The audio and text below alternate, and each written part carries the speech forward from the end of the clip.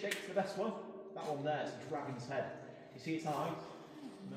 It's got a little bit of a leaky nose, so don't look up with your mouth open. There might be a bit of room there. Just to cheer it up, give it a quick wave. Right next to the dragon, it's got a friend, a seal. Like that. I think that would also like a wave. More of the ocean variety wave. There's a seal. A terrible joke, sorry guys. And then round this side, you have a look up here, if you all come down. You've got to use your imagination for this. A child told me that it looks a bit like a cow's face. Yeah. You see it? Now if you close your eyes, you'll hear it move. Don't look at me. Just close your eyes, you'll hear it move. Don't look my direction. Don't look my direction. Look at the cow.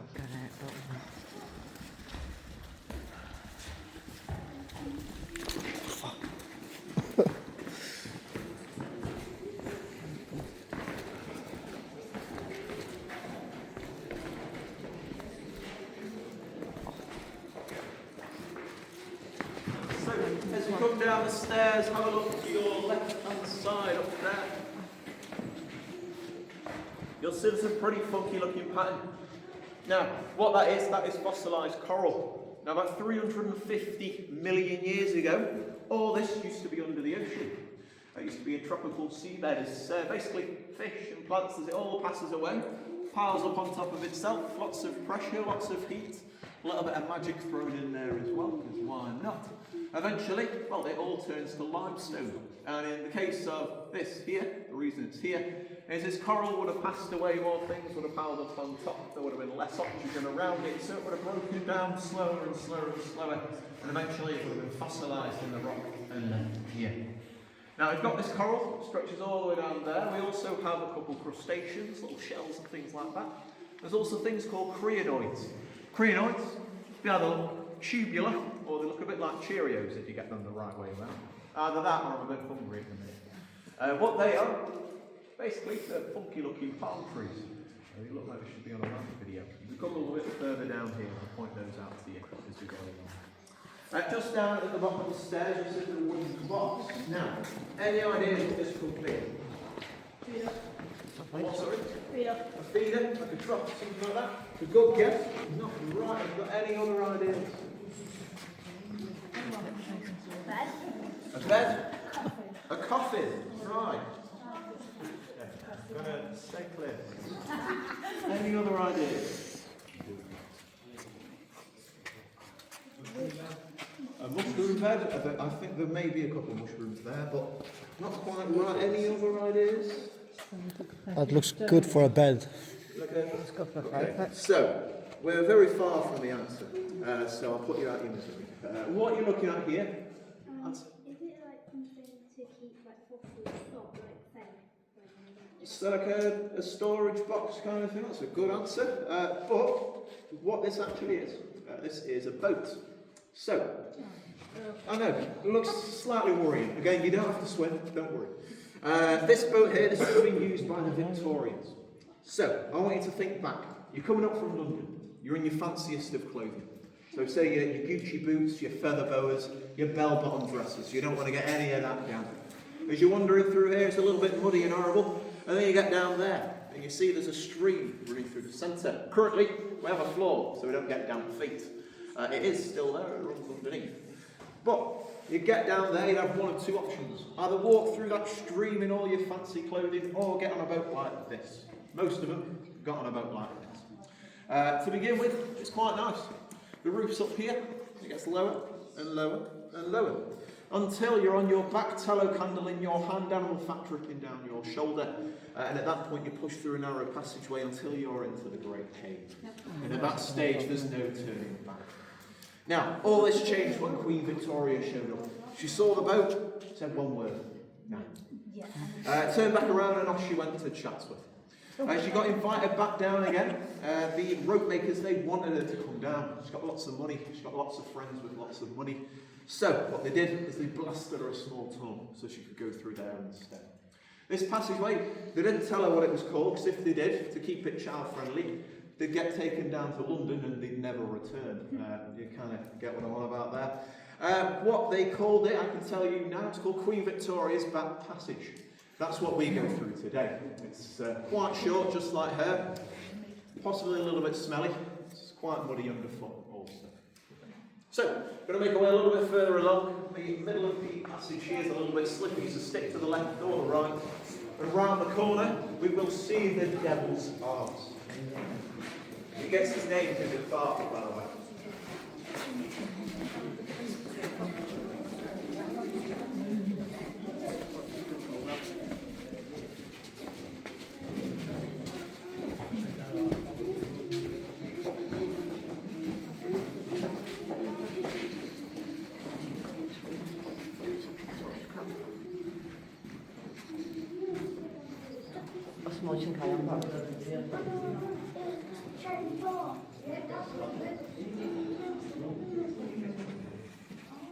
Just those tube-like things, or if you get them the right way around, they look a little bit like Cheerios. This is what I was on about here. All these green ones. If you look them up on Google, this is the Devil's Arse. Now, it gets its name because it farts. The reason it farts is because behind this wall there's a sump. A sump is a rather large open space. It's a big hole, basically. When it floods down here, don't worry about that today, but when it floods, the water level can get up to here. At that stage, the sump, still full there, well, it's under a lot of pressure. As soon as the water level goes back down, it'll try and escape.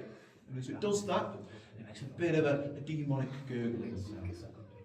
In some cases, there's that much pressure that it forces its way out in a thunderous roar. It goes all the way down into Castelton, and it may even smash a few windows. Obviously, if you believe that, you'll believe anything. Now, in terms of farting, I'd say it's about 4 or 5 times a year. It's not that often, because we don't flood that much. I'd say about 20 to 30 days out of the year. So it's a little bit bunged up, basically. The reason for it flooding is because of the limestone. Limestone is a very porous, very soft stone, so water will trickle through it very, very easily. It comes from the surface straight through. It's a bit like a sponge, more or less. It can hold on to quite a lot of water until it can't anymore, and then it'll flush its way through the cave systems, and again, can get up to about here at some stages. Now, again, 99.999% sure we'll be okay. Just to the right here, this is Lumbago Walk. This is the lowest point of the tour. As we go through here, you're going to watch your heads. If you don't, it may hurt just a little bit. Stick to the left hand. We're going through the back passage. A little bit funny on the foot. Watch your step.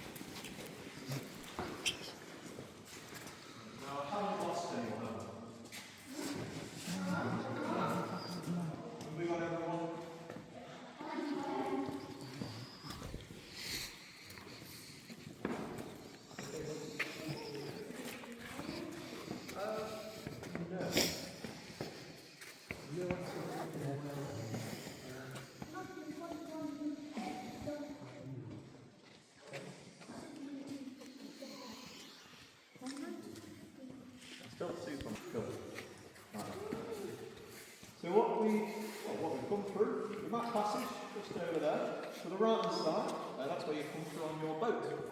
Now the water that's in there doesn't look like it's enough for a boat really, but it isn't. You get pushed through, you kind of be dragged through there. And then you get off the boat down there, you get on into here, and the tallow candle that you had in your hand, it'll go out. If you submerge into darkness, you won't be able to see a thing. I'll answer your question in a minute, buddy. But you won't be able to see a thing. Nothing at all, in complete darkness. Now, can turn the lights off here for a second to show you how dark it gets.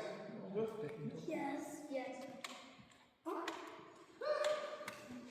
So, complete darkness, you can't see a thing. The Victorians, they would be terrified, petrified, whatever you want to say. And then the rope makers, they'd start laughing. You see, they line the walls and the roof with a bit of black powder. Don't worry, we're not going to set any black powder off now.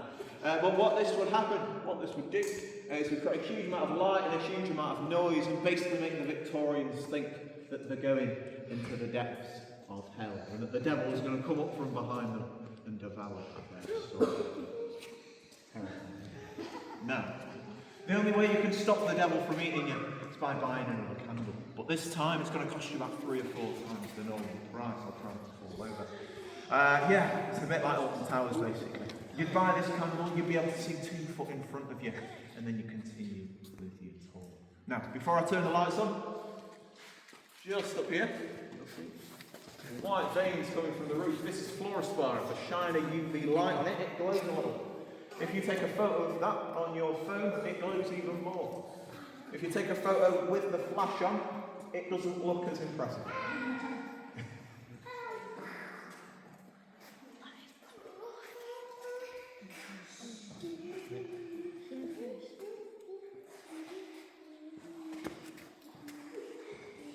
If anyone would like some assistance turning their flash off, let me know.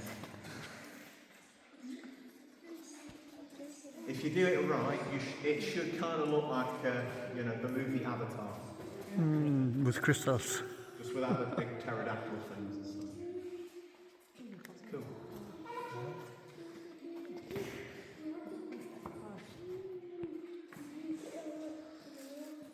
Oh yeah, also, if you haven't brushed your teeth, don't smile in front of this. It's not pretty. Have we all got a photo? Right. We're going to plummet into darkness again. So, just before we move along, the cavern itself, this is formed by a big whirlpool, so that's lots of water cutting its way through the rock over the course of about 4,500 years. It originates from up here. 2 sources of water collided together, cutting their way through the roof. Eventually, as the water table lowers, cuts its way down through here, eventually left with this big open space. What would have happened is it would have joined up with a stream running through here and eventually gone down into there. Got a question, buddy? Rock towers. So, the reason we have all these rock towers is whenever we have a school group down here, if we lose a child, we make a rock tower. It just makes sure that their soul is never left in the tower. Now, I am joking. I just want to clarify that one. We've only lost several children, not this many. The reason these are actually here is because during the winter we don't have a lot of customers. We get very bored and we make rock towers. So we're a bit sad basically. That's the only reason they're here. If you can find a few rocks of your own, you want to make a rock tower, feel free to. Don't go picking up these massive ones, because, yeah. Yes, several children are still stuck in this cage. I don't know if they're dead.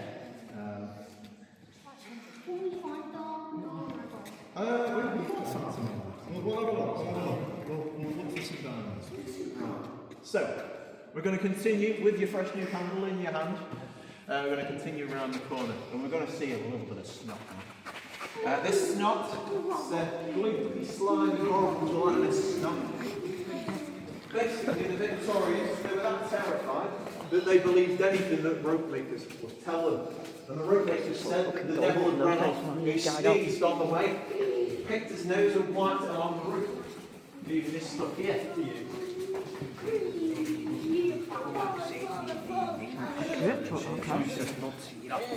Look at that. You'll need. So this is obviously not the devil's snot. What this actually is something called cave snot. So it's a fungus. It grows in caves quite regularly. Doesn't taste very nice. I wouldn't recommend eating it. If I do start to glow green or something like that, just let me know. All right. So, after the explosives, after the snot, the Victorians had come around here, the depth of the water would be extremely deep. Their Gucci boots would be completely sodden, they'd be crying. And then they come around the corner and they go onto what is basically a little bit of a waterfall.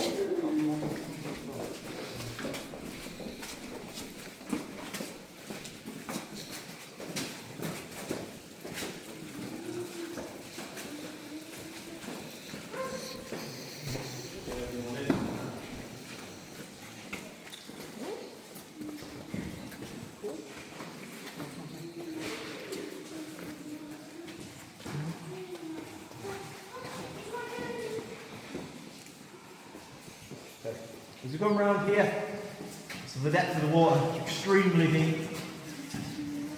You guys won't know that. I've got concrete down, sadly.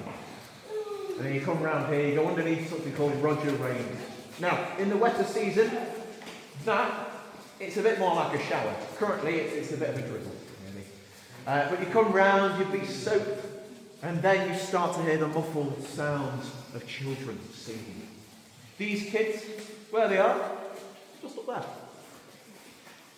Now, these kids singing to you, it doesn't sound great. In fact, it sounds horrendous. These kids, they're from Derbyshire to begin with, so yeah, don't sound great. And then second of all, well, the troglodytes living underground most of their lives. So instead of sounding like little angels, they sound like little demon spawns sent here by the devil to ward off intruders. The only way you can get them to shut up is just like most kids. It's by throwing lots of money at them. After a while, they'd be quiet. The Victorians would continue. The kids would come round, they'd pick the money up, and off they went to the pub. Don't fact check me on that last one. You may be wondering how to get down from there. Well, you could abseil, or an easier option, go to the right hand side, that'll take you back into the Great Cave, wander on down, come up to here, pick that money up, and off you go. Now, coming up to the top of the stairs, this next place that we are currently in, this is called Pluto's dining room. Now we're going to go back in time a little bit further along now. We're going to go all the way to the 1200s. Now, who used to live in here? Well, a group of thieves, bandits, whoever you want to call them, whatever you want to call them even. Now, they lived here because they said to the locals in the valley that the devil lived in this cavern. And if you stepped foot, well, the devil would eat you. That's good deterrent. So the devil, round the corner, you've got the devil's staircase. That's where apparently he lived. They chose this spot specifically because everything that they stole from the locals they brought into here, and they'd have a banquet to try and bring the devil out so they could get their 3 wishes. Thought they confused him with a bit of a genie, really. Nothing ever happened with the devil, believe it or not. But what did happen is eventually the locals got fed up with these thieves and all of their lies. They marched into the cave systems with some torches, some pitchforks, got these thieves by the scruffs of their ears, pulled them out of the caves, and again, to keep it child friendly, well, removed their heads. After that stage, they weren't doing a lot of thieving. Yeah. Now, just before we move on, above you here, you have a couple of stalactites. These little ones here. They're not very big. The reason being is because above us there is a bed of basalt, really, really hard rock. Basically, any water that passes through gets turned very acidic. There's also limestone below and forms into very, very small stalactites. Come back in a few million years, they may be slightly bigger. I'll send you an email. See what happens. Yeah. Now, just around the corner, like I said, we've got the devil's staircase. I'm not sure if the devil's in today. So what we'll do, once we get round there, we'll shout the name, see what happens. We've got a few names we can pick from. We've got Lucifer, we've got Satan, we've got the devil, we've got Beelzebub if you want to go for that one. I like to shout Lucifer shortened down to Louis. You can shout it really high pitch and it sounds quite funny. But you go for whatever you want. Once we get round there, I'll count down from 3 and we'll see what happens. I'll just make sure if we've got proper shoes if we need to run off. Yeah. Should be alright. Yeah. Sketches. Cool. All right. We'll see. We'll need a few sacrifices. Come on around the corner, stay to the round side as you come. The left is a little bit down.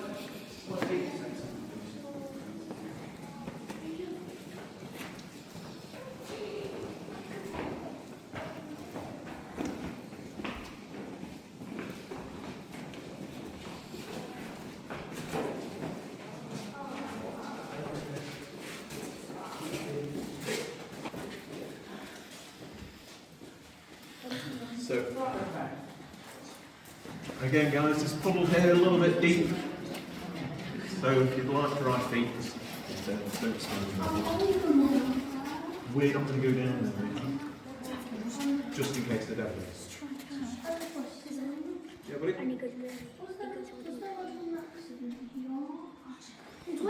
No accident down here? No? Okay, so you do know about that one. Right. I'll tell you about it in a bit, buddy. Well, yeah. Cool. Down there, the devil's staircase. On the count of three, you're going to shout the name. We'll see what happens. So 3, 2, 1. There's no response whatsoever. It's not down there. Must be shocking. Try again if you want. We'll go again. So still no response. What you're looking at, the Devil's Staircase. The Victorians, so we go down there, we go around the corner, we go for another 250 metres. They then leave the experience being basically shell-shocked, really terrified, but they leave from Cavedale Vent. Cavedale Vent? Well, that's in Cavedale. It's a hole on the side of the hill just past the castle. You'll know which one it is because you'll feel a very, very big gust of wind coming from that. That's the fan from Speedwell Cavern blowing fresh air. That's where it leaves. A little bit chilly. So today it'd be quite nice, but you know, in the midst of December it's not so good. Now, after that you've got 16 miles worth of cave systems. Going through those caves you can get all the way up to Speedwell Cavern.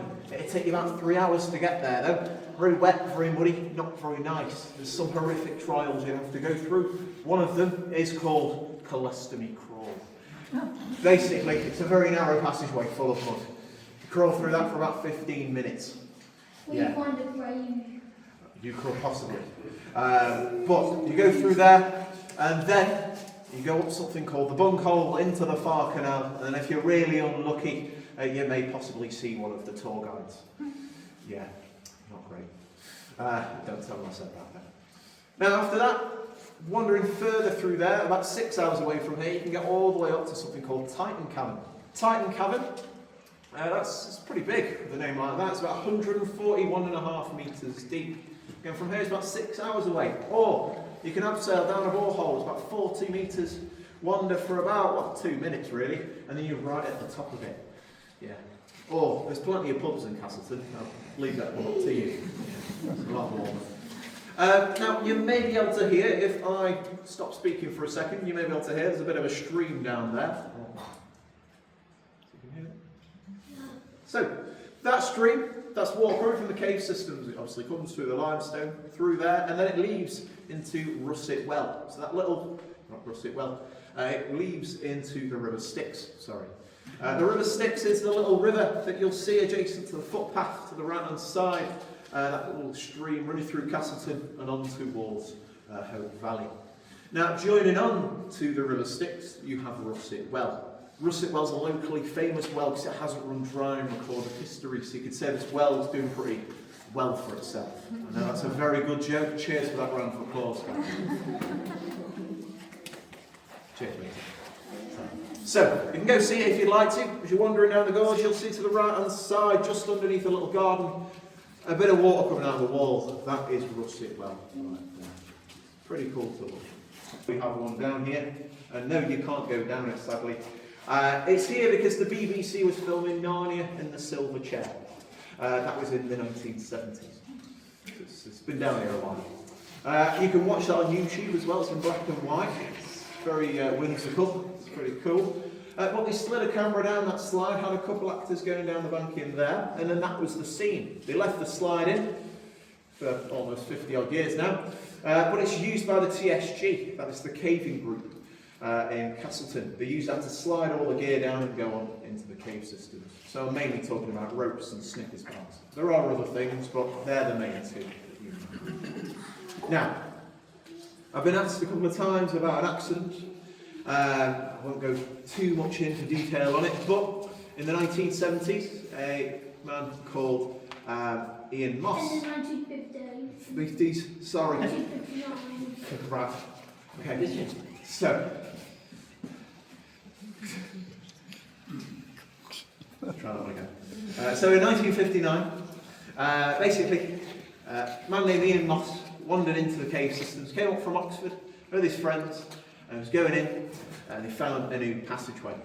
This passageway hadn't been discovered, no one had gone through, they didn't know where it led off to or anything like that. So, Ian, being the slimmest and also fairly long and tall, Went through, more or less upside down, like that, and then realised there was nothing at the bottom. He couldn't turn around, so he tried to pull him out. And then, well, at that point, Many days later, passed away. Yes. his grave's still down. He is still down there.